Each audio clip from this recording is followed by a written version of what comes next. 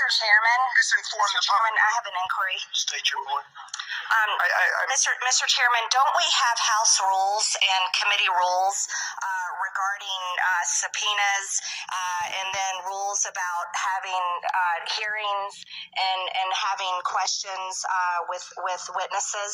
It must be followed. Mr. Chairman, I'm going to reclaim my time. State the rules. I'd like to know the rules of the House and our committee.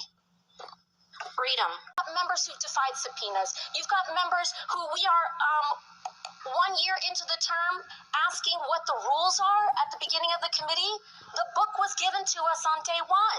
For his indulgence here, our good friend, the gentlelady from Georgia, referred to the murder of Ashley Babbitt. Well, the Department of Justice, the United States Attorney, and the U.S. Capitol Police Inspector General all rejected the idea that there was any Point murder. of order, Mr. Chairman. Or inquiry. There's no such thing. Unanimous consent to enter information for the record. What's the information? Oral record. State the information. Thank you. I reserve the right to object. The minority has not provided a copy of the material for the record. In the past, she's displayed pornography. Is pornography allowed to be, or pornographic photos allowed to be displayed in this committee room, Mr. Chairman? It's not pornography. Okay, well, you're the expert. I'm not an expert, Mr. Raskin. State your point. Thank you kindly, Mr. Chairman. On July 26th, I sent you a letter about the last time this happened when the gentlelady introduced before this committee without any notice to anyone nude photos, pornographic images that were completely irrelevant to the purpose of the hearing itself. And my question to you is, are members allowed to simply put up sensationalistic, voyeuristic, pornographic images if they're not relevant to the actual object of the legislative proceeding? I want a parliamentary ruling on that. But you've got members here that have submitted falsified evidence to the record. You have members here that have submitted and mischaracterized closed-door hearings, and people want to say back and forth at the end of the day. It doesn't matter what party it's happened from. You've got members who've engaged in revenge porn in this committee.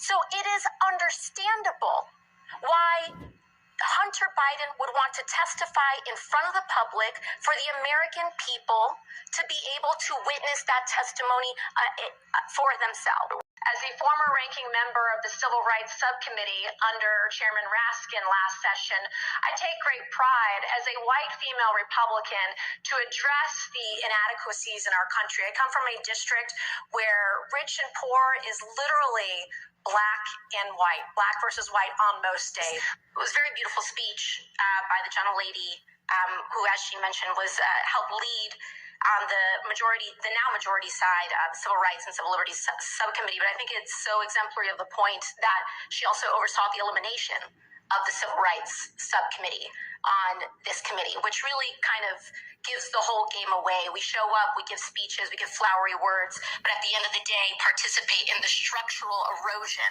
of the rights and representation of people that are marginalized, women, people of color, people that just need to see their due process and civil liberties protected in this country. The chairman said in front of the country several times to Hunter Biden, you can show up here in front of the world, in front of the public. Hunter Biden took him up on that offer. He said, I will show up in public. I will show up in public. He showed up here today. He showed up here in the past. And Mr. Chairman, I know you do your best with what you've got, but you've got members here that have submitted falsified evidence to the record. You've got members who've defied subpoenas. You've got members who we are 1 year into the term asking what the rules are at the beginning of the committee. The book was given to us on day one. And so what we should do is allow the man to testify. I believe in the power of the Oversight Committee. Frankly, I believe in it regardless of whether Republicans or Democrats have the chair, because I believe that this committee should have the power of oversight. And we cannot do that on a partisan basis. And so for that, I implore this committee to allow Hunter Biden to testify publicly. I implore and I ask for that to happen. And we cannot do that by getting engaged in this back and forth on a defiance of a subpoena. Let him comply. Let him do it today. Let him do it tomorrow. But let the man do it. And with that, I yield back to the ranking member. Recognize Ms. Green from Georgia for 5 minutes. Thank you, Mr. Chairman.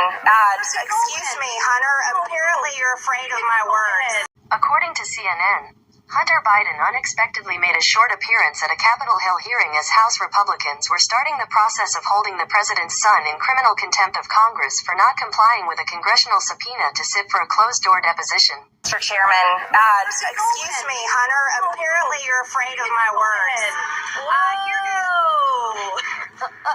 Thank you, Mr. Chairman. I think it's really interesting to hear the gentle lady from Georgia speak about Hunter Biden leaving. And she is the person that showed nude photos of Hunter Biden in this very committee room, showing dick pics in this committee room of Hunter Biden. I have my 5 minutes, gentle lady. And so I think it's really ironic, hypocritical, quite shameful that the person who's complaining about somebody leaving when she's showing nude photos of him to this committee, showing nude photos of him to this committee in this very room.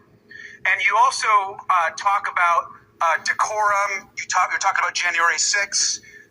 Miss Green, I was there with you when we went to the January 6th jail, and when you were hugging, high-fiving, talking to and providing so much comfort and joy to the insurrectionists that attacked our Capitol. And you were insurrectionists that attacked our Capitol.